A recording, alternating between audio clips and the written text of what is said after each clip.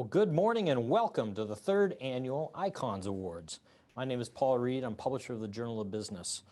Okay, so technically this is really only our second actual event, because remember this time last spring, we were ready to convene in celebration when the pandemic hit and we had to cancel the event. I'll come back to that, but for right now, I'd like to say how pleased and honored I am that those of you who could join us today did so for this really important celebration, and really the only way we can right now. You know, we launched this event 3 years ago based on a simple notion that our community owes a great deal of gratitude to the business leaders who helped make what this region is today. For years earlier, you know, the Journal of Business has honored young business people who we believe are the future leaders of this community. That is so important. We call it Rising Stars. But you know what also is important is that we recognize that as they will, and I do now today, stand on the shoulders of the people who we will honor today. When I was young, it became obvious to me that this community had individuals who would simply step up, who would work hard to make this community a better place to be, a better place to work, and a better place to live. I wanted to be like them. Some were bigger than life to me. They were icons. Today, we honor them. But first, the Journal of Business couldn't do these types of events and programs without advertisers and sponsors. And today, I want to thank Inovia Foundation for stepping up all 3 years to sponsor this program. Please join me in virtually thanking Inovia and welcoming to the virtual stage my friend Inovia CEO Shelley O'Quinn for some brief words. Shelley. Thank you, Paul. It's great to be here with everyone this morning. I am Shelley O'Quinn, CEO of Inovia Foundation, and it is truly an honor to join you to celebrate 7 leaders who have made incredible contributions to our region. Our mission at Inovia Foundation is to ignite generosity that transforms lives and communities. And we are proud to sponsor the Business Icons event to celebrate these leaders who have transformed so many lives across our region through their generosity, leadership, and wisdom. So I've had the privilege of working with some of you, and for one of you, hello, Rich. And while I don't personally know all of you, it is clear that you are also deserving of this celebration. Marilyn, I hope that we have a chance to meet soon. I will buy you a glass of wine at Arborcrest, my treat. Each of you has built and led businesses and organizations that has strengthened the fabric of our community, not just by enhancing the economic vitality of our region, but by giving back and caring for your employees and customers so generously in our community. So as with most events, as Paul said, we wish that we could congratulate you in person, but just know that having a virtual reception for you does not diminish how much we appreciate all you have done for our community, and our thanks to all of you. So thank you for challenging us, as Paul said, for being icons in our community, for inspiring us, and for encouraging us to work harder, lean in, give back, and for being such great examples of leading with grace. I want to personally congratulate and thank each of you for this honor, well deserved. So Judy, Rich, Marilyn, Harold and Marcia, Carol and Dick, congratulations on everything that you have accomplished, and thank you for being icons in our community.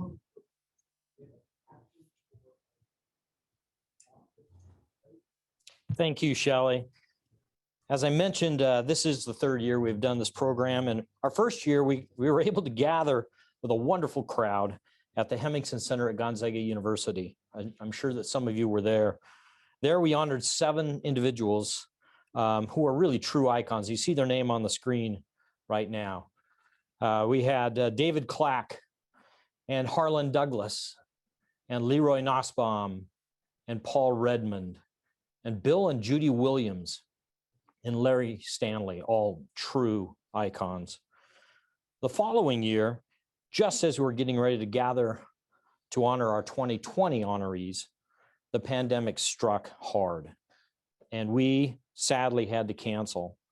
And although we were able to honor them in print, I am still very disappointed that we weren't able to gather to honor through an event these wonderful leaders. So today, I hope you join me in thanking virtually each and every one of them for all their contributions to our community.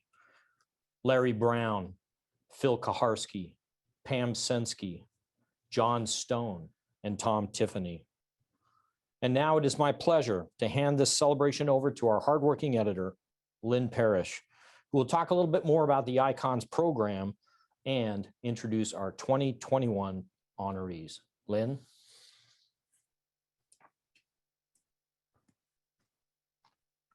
Thank you, Paul. Good morning, everybody. If we were hosting this event in person, I might ask you to give a round of applause to Paul Reed.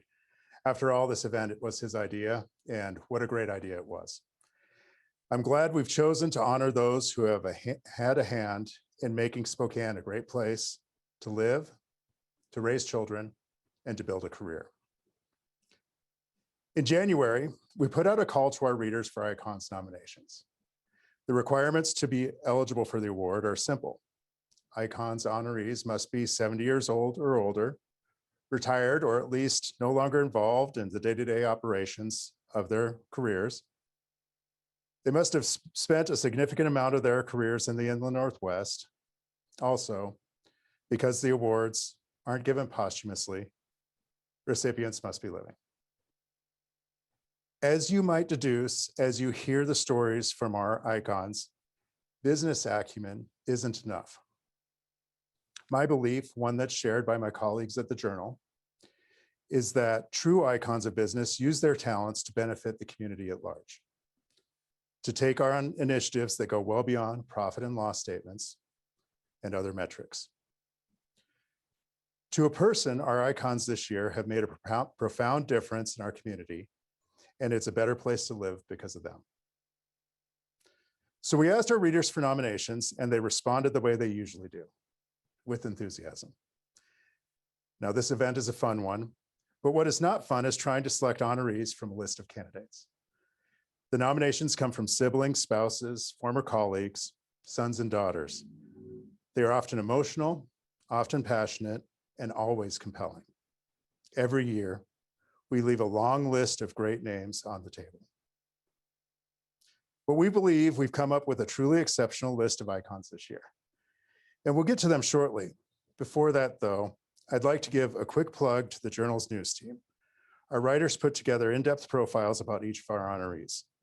Those stories will tell you much more about the 2021 icons than what we can say here. I encourage you to read them in tomorrow's Journal of Business. Now,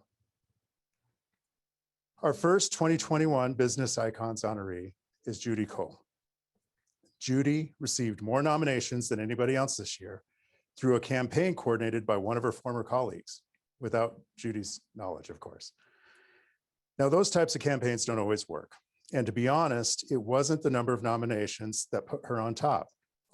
Rather, it was the mix of affection and respect her peers used to describe her and her legacy at Washington Water Power, later Avista Corporation. Introducing Judy today is an old friend of hers and a former colleague of ours. Greg Bevers, the retired publisher of the Journal of Business. And because he's no longer my boss's boss, I can say without fear of being accused of kissing up that he's an icon in his own right. Welcome, Greg. Well, the year was 1986, and Washington Water Power wanted to shut down the steam plant. Now, for those that don't know what the steam plant was, you probably just think of the steam plant grill, a great place to eat. But the steam plant actually heated most of the old buildings and current buildings, for that matter, in downtown Spokane. It did that for about 70 years. Well, all of a sudden in 1982, now this was 1986, now in 1982, a slight little oil leak was found, and that leak was going underneath the buildings and running downhill towards the river. Well, the neighbors around that area were very concerned that they could have a potential brownfield. And that was not a problem that Washington Water Power wanted to deal with very bad, and neither did the neighbors for that matter. Well, the neighbors became pretty difficult to deal with on this matter, and they wanted to have a cleanup plan and move on to try to figure out a solution to this problem, and Washington Water Power certainly did too. Well, in come a newer employee, Judy Cole. And Judy started working with the landowners around, and what had been a pretty much public relations nightmare for Washington Water Power at the time, now Avista, of course. She started working through these issues with the landowners, and she was very reasonable with the landowners, and she heard what they had to say, and she wanted this problem to be solved just as badly as landowners in an equitable way where we could redevelop that area, redevelop the Davenport Hotel, and recreate synergy around that section of the city. Well, Judy Cole was a master at working with people. She cared about them. She showed that she cared. She listened to them. She was a problem solver. She was compassionate and understanding, and she was really engaged in the community. And this came across in her negotiations with people.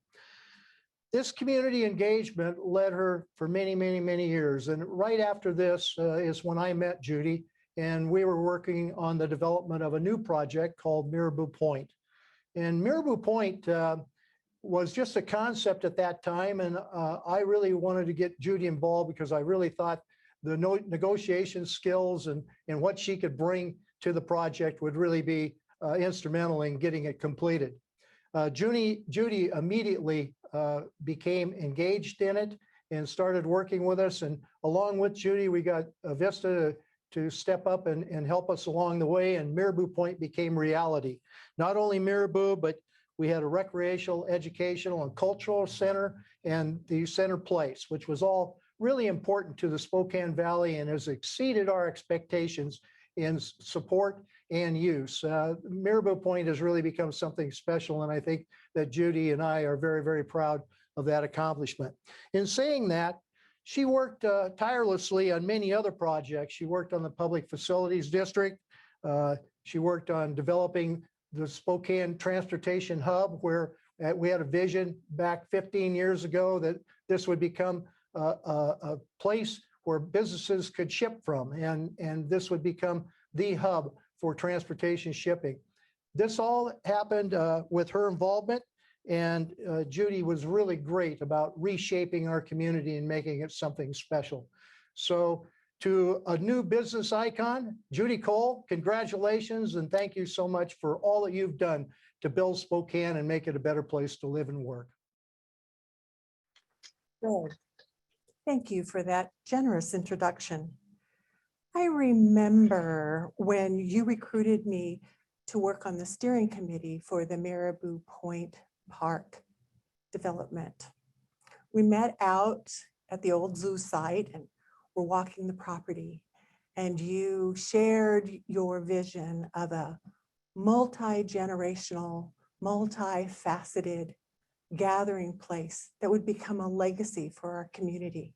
Of course, I said yes right away, even though we ran into a snake along the way. You know, we had a great time together. Maybe that's because of our shared love of wine. Being honored by the Journal of Business as an icon and joined by my fellow recipients is amazing. I know this honor was made possible because of those who nominated me. We shared many an adventure together. Kim Zenz, thank you for facilitating my nomination. Through the years, you've always been so kind to share of your time and your friendship. Ironically, I spent this last COVID time going over old career files, shared my fond memories and a story or two with a few friends and families. You were kind to listen, and I only got an occasional wrap it up eye roll. So when Len Parrish called me to tell me about this award, I actually wondered if I was being punked. Lynn, thank you for your patience as I came to believe that this was real. This matters to me, and I'm overwhelmed. My time of life reflection can be summed up in one word, and that's I'm grateful. Grateful to call Spokane home. Grateful to have worked for Washington Water Power and Avista, where I was provided so many opportunities. Grateful to have worked with value-centered leaders like Wendell Satry and Paul Redmond, Scott Morris, and Roger Woodworth. I'm a generalist and a facilitator. So as I took on initiatives, I often went to Avista employees to ask for their help. They were quick to advise, to teach, and even join me. They all share in this award with me. I retired in 2012, and I often said I retired at the pinnacle of my career. In great part, that was because of the outstanding team with whom I worked. Letitia Hill, Steve Traven, Nancy Holmes, Patty Shea, and Paul Kimmel, Mike Tadco, and Steve Vincent, Lisa Anderson. And we often partnered with Anne Marie Axworthy and Christine Meyer, Dave Holmes, Bob Mansfield, and Linda Jones. This award would not be possible without you. My early experience at Avista prepared me to work in the community. Our citizenry is rich with talent, and many of whom want to make Spokane a great place to live. By working together time and again, we made the impossible possible. Unfortunately, there are too many of you to mention, so I say it was a pleasure and an honor to know and to have the privilege of coming together with you. Over the years, with all of these experiences, one of my greatest benefits are the friendships I've made, many of whom are still my friends today. You have a loving place in my heart. Finally, this award would not be possible without the support and love of my family. My mother, who instilled a strong work ethic. My father, who taught me to treat others as I would want them to treat me. My mentor, Aunt Elsie, who showed me that there wasn't anything I couldn't do when I put my mind to it. My sister, who kept our family connected through all these years. And my beautiful best friend and daughter, Jody. You are my champion. I so need and appreciate your unconditional love. The Journal of Business has provided me with this great platform. So I say, thanks for the memories.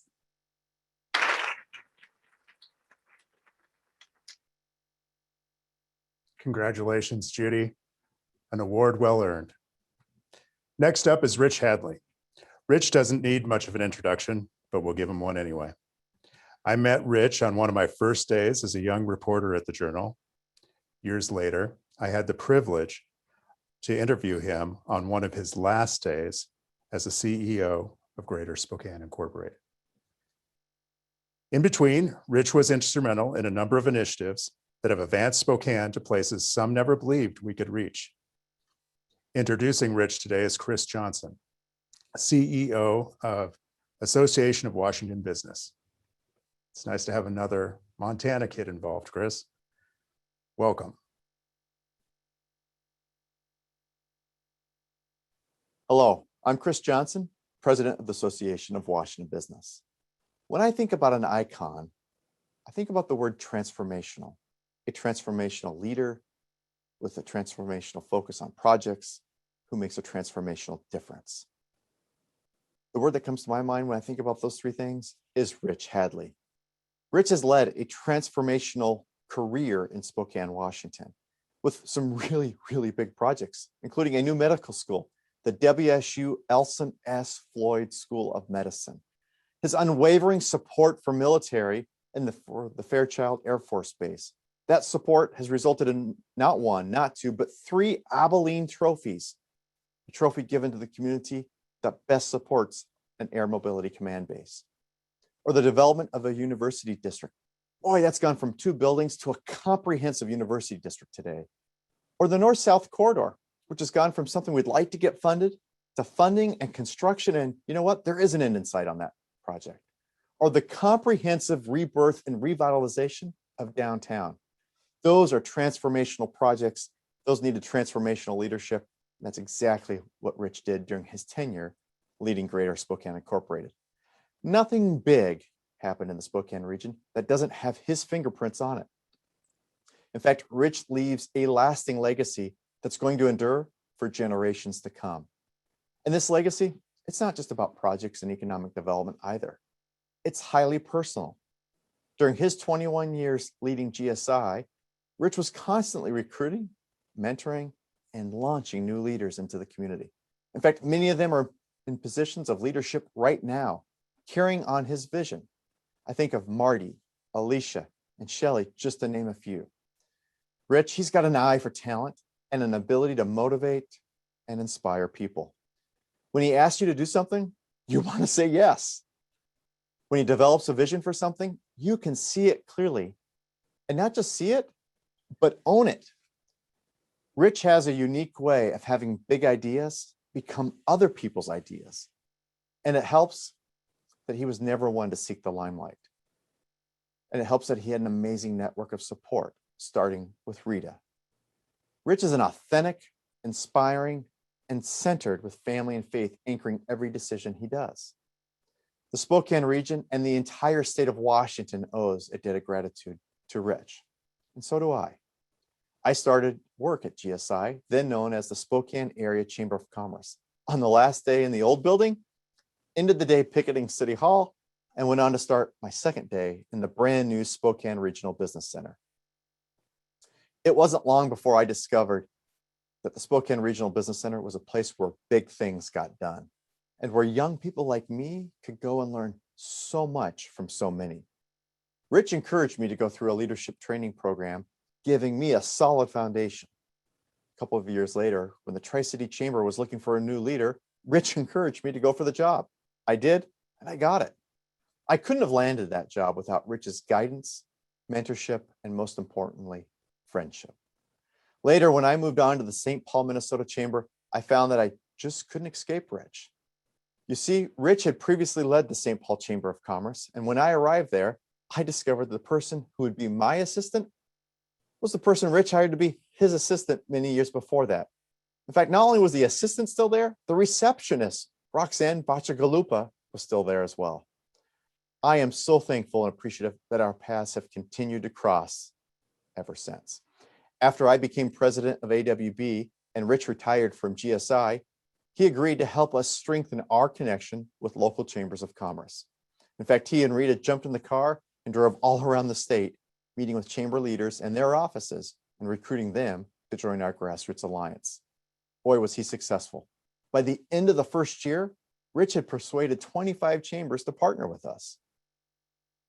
Today, the Grassroots Alliance is 95 members strong and still growing. Pretty awesome foundation you put together there, Rich. It's just another piece of his incredible legacy. Congratulations, Rich. When it comes to Spokane icons, I can think of no one more deserving of this award. No one more transformational than Rich Hadley.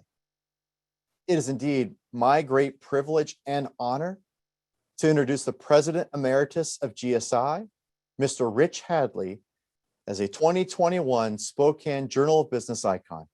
Congratulations, Rich. Well deserved. Thank you for that kind introduction. And thank you for this honor. Truly, it is an honor to be named as an icon.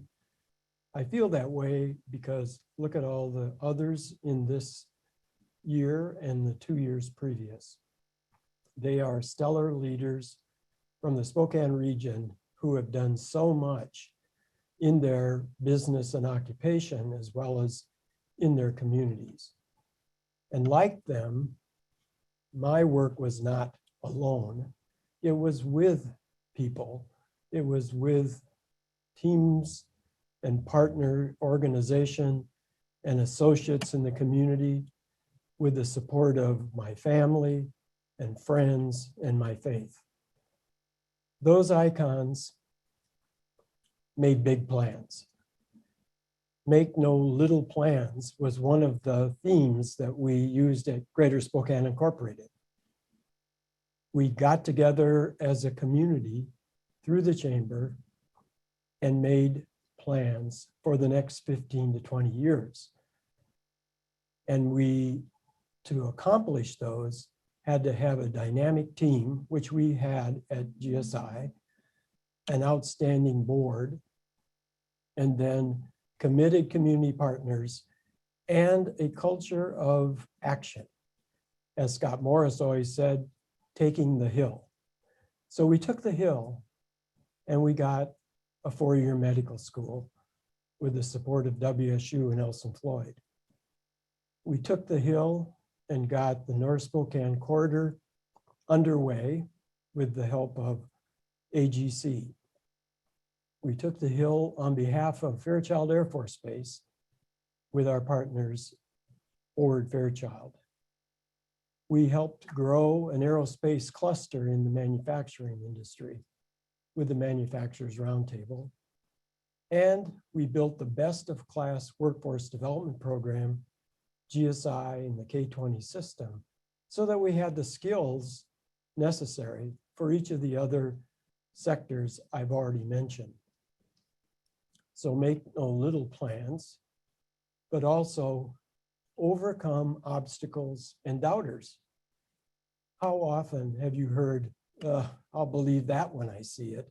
That was certainly said about the North Spokane corridor many times, maybe still is. But the fact is that if you begin with the end in sight and you believe in the results that you're driving for, then you can see the change that you're desiring and you can make it happen. So believe in Spokane. Spokane is worthy of our support. As I always said, it's another great day in the Spokane region. Thank you for this honor.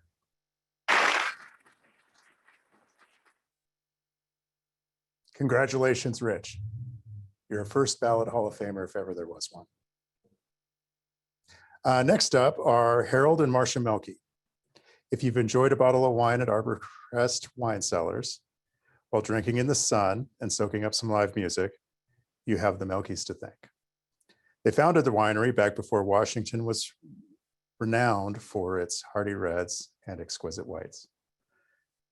That said, and with all due respect, their work in the world of wine pales in comparison to what they've accomplished in medical research. We'll let their daughter and current Arborcrest winemaker, Christina Van Lopensels, tell you more about those accomplishments. Welcome, Christina. Good afternoon, ladies and gentlemen. My name is Christina Milky Van Lopensels, and I am thrilled to be here today to introduce two very special people, Dr. Harold and Marcia Milke. And I'm extremely proud to say that they are my parents. Mom and Dad met while studying medicine at UC San Francisco. It was the beginning of a very dynamic partnership that has flourished throughout both of their lives. What sets my parents apart from so many is that not only do they have a successful marriage, I believe they're going on 57 years this year, but they work closely in their professional lives and were highly instrumental in their contribution to their medical field. And speaking from experience, working closely with your significant other is no easy feat. During their careers together, my dad is an MD in hematology and my mom as a registered nurse, worked closely on many aspects that were groundbreaking in the field of hematology. Their first project identified the use of acetaminophen in place of aspirin. And what was key was that that compound did not alter the patient's bleeding time. This research was huge because it brought to market the drug we all know as Tylenol. They also developed a specialized pheresis unit for separating blood components such as red cells, white blood cells, platelets, plasma. And these were administered to folks that were very sick. And this gave them a fighting chance when otherwise they would not have. When they moved to Spokane, their work shifted to a heart study identifying the correlation between artery plaque and heart disease. And I believe to this day, they still have the longest and largest study out there. So my parents were quite busy with their work, raising 3 kiddos. I have a brother and a sister. And during that time, they found a deep love of wine. Their passion for wine grew, and they came to realize that they wanted to start a winery of their own. Since the Milky family had deep roots in the Spokane community, they felt that Spokane was the perfect place to start that winery. So in 1982, they began a family business that we all hope will last for generations, Arborcrest Wine Cellars. Even then, they were innovative with only 28 other wineries in the state, with now over 1,000 wineries. They were truly one of the pioneers. They chose a very unique spot for Arborcrest, known as the Riblet Estate, overlooking the Spokane Valley. And it's a National Historic Monument and so special to many people in the community.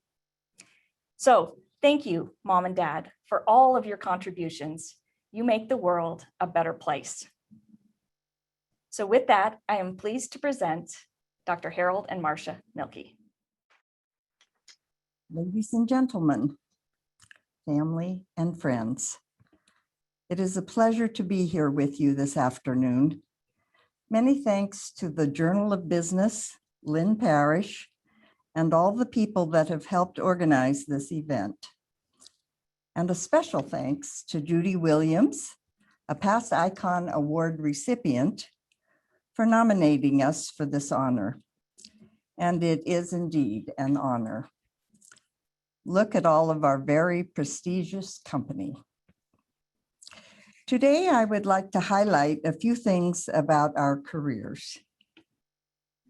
Harold Milky is an MD, a research hematologist, which involves the study of diseases of the blood.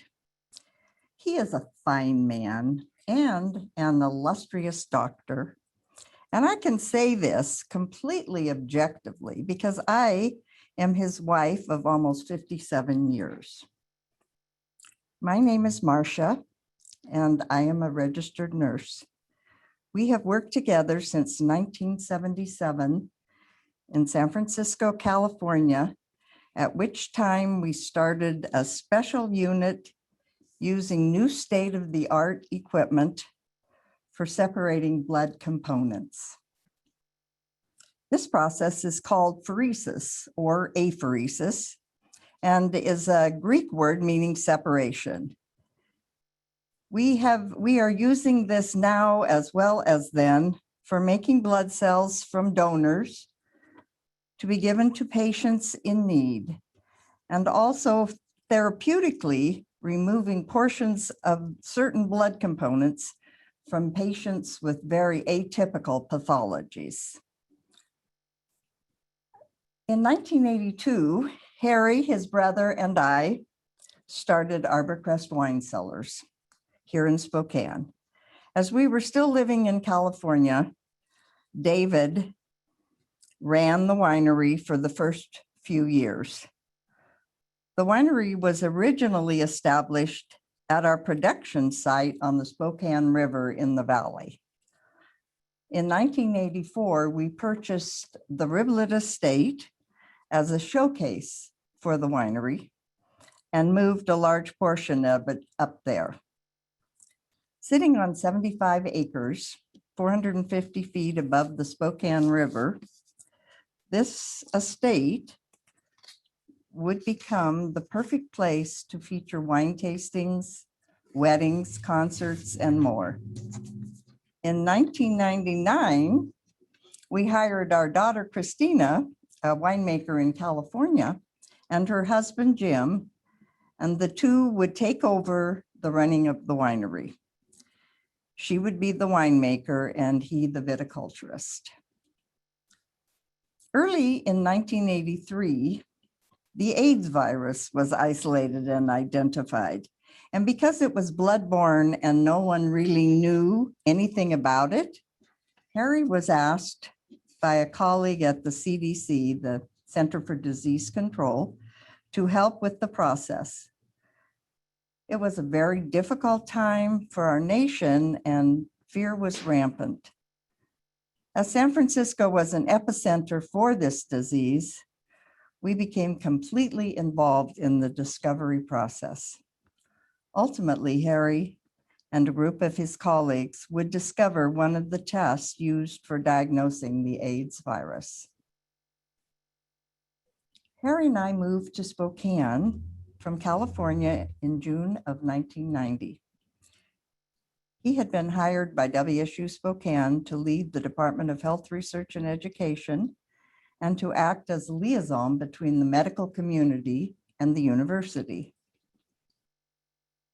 In 1992, I joined the group as a nurse coordinator and to help in the organization and setup of the Spokane Heart Study, a collaborative effort with several cardiologists in the area, primarily Dr. Paul Shields.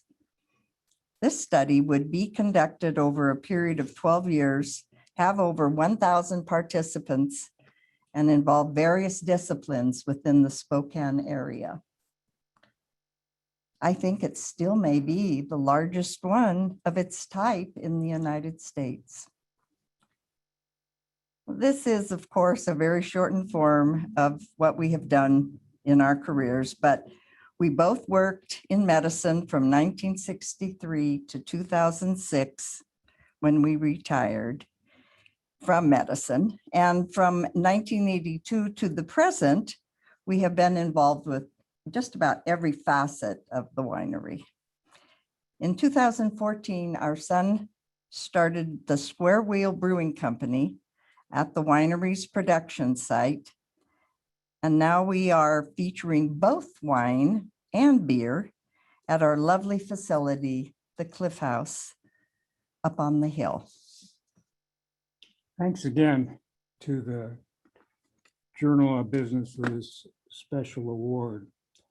Spokane is a wonderful community and we were very proud to have our business in this area and actually to grow in this area. In fact, I can say it's great to be back In Spokane. in Spokane. Congratulations, Harold and Marcia, and thank you for all your contributions. Now we get to talk about Marilyn Thorderson. Marilyn tried to decline this award. She didn't think she deserved it. I disagreed respectfully. I did so because I can say without fear of contradiction that Marilyn is the gold standard of corporate public relations in the Inland Northwest. When she was the voice of Sacred Heart Medical Center, she was revered by her peers, as she still is today, and respected by the media. Take a look at the list of ways she continues to contribute to the community. There's no doubt that Spokane is a better place because of her. Introducing Marilyn today is Mike Ward. Mike is the retired vice president of Sacred Heart. He and Marilyn worked together for a long time and have been friends even longer. Welcome, Mike. As a former boss and friend, I am pleased to have this opportunity to introduce Marilyn Thorderson as the 2021 recipient of the Icons Award. I have known Marilyn for 43 years and worked closely with her at Sacred Heart Medical Center for over 20 years in her capacity as Director of Public Relations. As her title implies, Marilyn was responsible for Sacred Heart's relationship with numerous groups throughout our whole community, including our own employees, our medical staff, the board, our volunteers, our patients and their families, other businesses in our community, state and city officials, and of course, the general public. Marilyn made a special effort to be available to all members of the media when she was called and to respond to their inquiries as soon as possible. Let me tell you just one story about responding to media requests. One morning, Marilyn got a call from 60 Minutes. This was in the 1980s. And they called to say that Mike Wallace was going to be in Spokane the next day. And Mike had a concern about the way cardiac services were provided in the community, that there was some concern that physicians and surgeons were perhaps moving too quickly on bringing patients to the cath lab or into open heart surgery. So after going through all of this for most of the day, and we even had the opportunity to show Mr. Wallace the cath labs and the open heart surgeries, and he went in for a surgery. We gowned him and gloved him and got him in for a surgery as well. At the end of the day, he came back to Marilyn and to Judy Schlomer from Deaconess. And for the two of them, he said, well, thank you. I have to say, I have never been treated this well. Usually when I come to town, doors are closed, the lights are off, and everybody pretends that they're not here. So it is his experience that people tend to want to avoid him rather than embrace him and explain what's going on. But he said at the end of this, he said, I really appreciate what you've done. You've given me the facts. You've really made your case. I have no story, but thank you. Now, as you would expect, Marilyn's accomplishments and credentials are many and impressive. But there is something that separates some leaders from the rest of the pack. And what is it? Well, I think it is that positive way that a leader is perceived by her staff, by her peers, and by her bosses. It is that desire by her peers to emulate what she does and how she does it. It is grace and dignity under pressure, a sense of serenity during chaos. And it is that unspoken confidence that we can get through this just fine. No doubt in my mind, Marilyn is the it woman in public relations and has been for the 33 years of her professional career. So as someone who has accomplished so much in her profession, and as someone who is so widely viewed in the community as a leader among leaders, I am pleased to introduce a most deserving recipient for the 2021 Icon Awards, Marilyn Thordarson.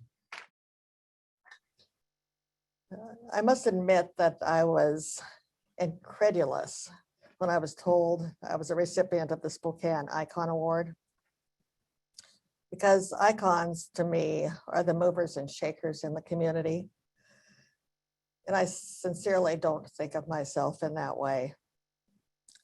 But that said, I am humbled and honored to receive this recognition. When I think of Spokane icons, the first person that comes to my mind in the medical field is Sister Peter Klaber, who was my boss at one point in time, and I reported to other administrators, but I always felt that I was accountable to her as a sister. Spokane has come to be described as a preeminent medical center between Minneapolis and Seattle. And many people would attribute that to the leadership of Sister Peter Claver. She was truly the icon of the medical community. In fact, Sister hired me as a public relations director for Sacred Heart and its spokeswoman for 24 years. And I was fostered and supported and mentored by Sister and her administrative staff. Sister was my model in my work ethic and a mentor to me in my work. The sisters encouraged me to become involved in the community and serve on boards and many committees like United Way, Women Helping Women, the American Cancer Society, the Ronald McDonald House Charities, and the Lilac Festival. And by the way, the year that I was president of the Lilac Festival in 1989, the Sisters of Sacred Heart assured me that they would go up on the roof of Sacred Heart Medical Center on its helipad and pray for a sunny day and no rain on my parade. And it worked. I also want to pay tribute and give thanks to my colleagues on the boards and organizations where I have served for their camaraderie and their friendship that we have shared in making Spokane, in my estimation, one of the best places in our country to live. In these organizations, we have worked together on community celebrations like the Lilac Festival and other events, supported our over 100 diverse and beautiful parks, Spokane Parks Foundation, as well as supporting human service organizations that reach out with services for those who are hurting and needy. I have been incredibly blessed in the 50 years my husband, Bill, and I have lived and raised our family in Spokane.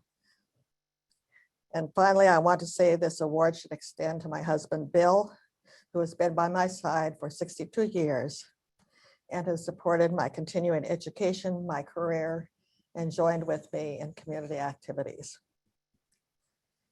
Finally, my sincere thanks to the Journal of Business for this wonderful honor, and to the individual who nominated me, Terry Fortner, who is director of the Parks Foundation and has been my colleague in our healthcare careers and community activities over the many years.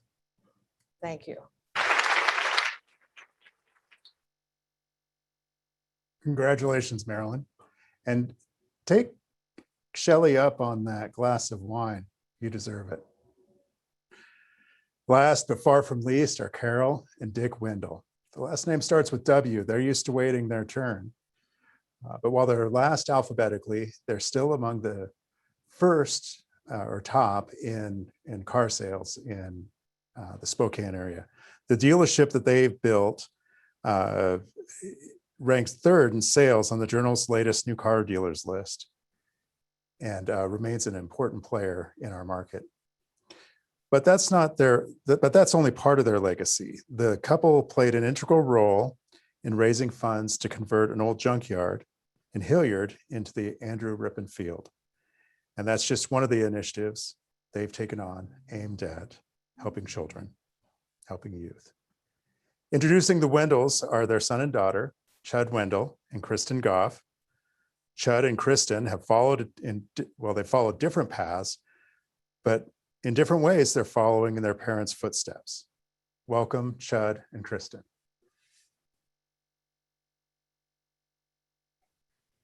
Hi, I'm Kristen Goff, Dick and Carol Wendell's daughter, president of Wendell Motors.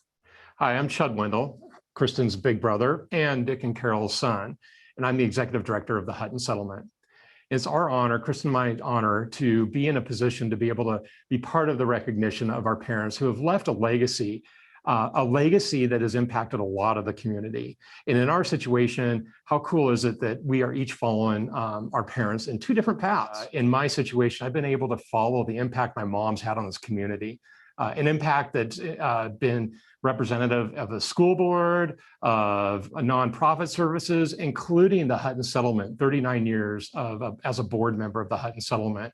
And I'm in following in her footsteps of serving the mission that she's been part of, and now that I get to carry on. It's been such an honor to follow in my dad's footsteps in the car business. He is so passionate about the auto industry, our employees, our customers, our community. And his support of my mom has carried him and put him in a position to be that strong leader. And she's been able to lead with her heart by serving the community, serving those that are vulnerable, and really focused on the youth, that next generation. And to be able to follow in their footsteps, for my sister to be at the dealership and continuing that legacy, and for me to be in a position to where I'm leading an organization that my mom has invested so much into, wow, it's so amazing. And to be in a place to be able to recognize our parents and to shine a light on them and the impact that they've made in Spokane, whether it's the dealership or whether it's Hutton Settlement or Spokane Public School District. This is just an honor on our part to be able to say, good job, Mom and Dad. I agree. Great job, Mom and Dad. And this is such an honor. Ched and I are so grateful to have such amazing role models. It is my honor to introduce our parents, Kristen and my parents, Dick and Carol Wendell. I want to thank the Journal of Business for this great honor. More importantly, we're following some great leaders that you've honored, great volunteers. These people have done wonders for the city of Spokane, bringing Spokane forward. As a couple of examples, Expo 74 turned out to be unbelievable. It's Riverfront Park now, but the people like Don and Rod Lindsay that kind of spearheaded that, and of course, King Cole. And then there's Momentum, and that was amazing too. People like Mike Murphy and Dave Clack that chaired that with a bunch of volunteers. I mean, that turned out to be amazing. I think right after that, River Square Park. And of course, the Davenport Hotel was built and redone with Walt and Karen Worthy, who are really amazing people.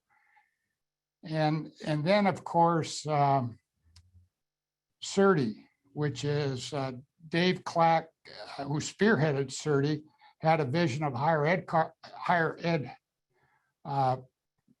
park there, and it turned out to be an amazing university district. And if you, I mean, you drive through that, it's totally amazing. Carol actually served on the Momentum board and the CERTI board. And I don't know, Carol, if you want to elaborate a little bit more about that. I too would like to thank the Journal of Business. This has been so humbling to be a part of this amazing group. And we have so many incredible volunteers in this community and so many memories of very successful endeavors. And the higher ed park, I will never forget, because so many people said that can't happen. People won't come together. Higher education, all the institutions won't work together. And Spokane proved them wrong. And they have an amazing higher ed park here and so much to offer. The volunteers in this community are truly unbelievable. The energy, the focus, the challenges that they accept, and the looking forward, I am so proud of. And I am also proud of our business, 78 years in business, and we now have a fourth generation coming in, and it's pretty exciting to see what's happening. Our business has always tried to be very connected with the community and to do whatever we can to help out. Again, thank you so much to the Journal of Business, and it's a privilege to be a part of this group. Thank you.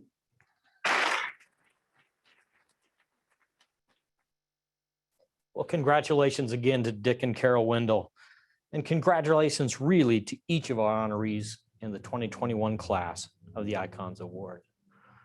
Judy Cole, Rich Hadley, Harold and Marcia Milkey, Marilyn Thorderson, Carol and Dick Wendell. Our community owes you a great deal of gratitude, and it is an honor to be able to honor you today in this celebration. It's also been an honor to have each of you with us here today through the magic of virtual technology. God willing, this time next year, we can gather in some banquet hall and we can shake hands, look each other in the eye, and yes, hug. I do miss the hugs. And a special thanks again to our sponsor today, Innovia Foundation, for recognizing the importance of celebrating the people, and I'll say it again, upon whose shoulders we all now stand. So with that, thank you for attending. Be safe, be kind, be optimistic, and I hope we see you all soon again. And in the words of one of this year's honorees, Rich Hadley, it's a great day to be in Spokane. We are adjourned.